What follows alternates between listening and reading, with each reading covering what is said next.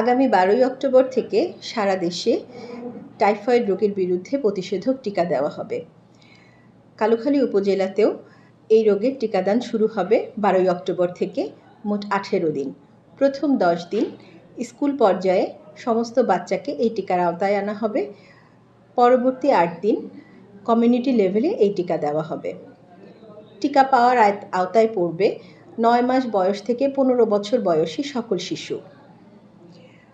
সারা বাংলাদেশে প্রায় 5 কোটি শিশুকে এই টিকার আওতায় আনা হবে এবং আমাদের কালুখালীতে আমরা আশা করছি 45,000 শিশুকে এই টিকার আওতায় আমরা আনতে পারব। এই টিকা দেওয়ার জন্য দরকার হবে ভ্যাকসিন কার্ড।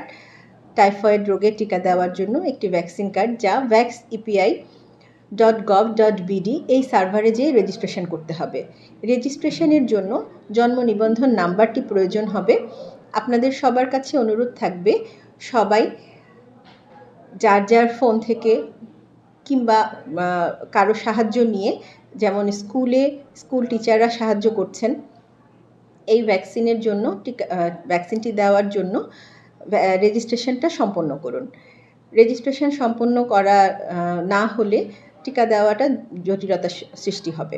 টাইফয়েড রোগের ক্ষেত্রে আমরা জানি এটি একটি পানিবাহিত রোগ এবং এই রোগে বেশিরভাগ শিশুরাই আক্রান্ত হয়।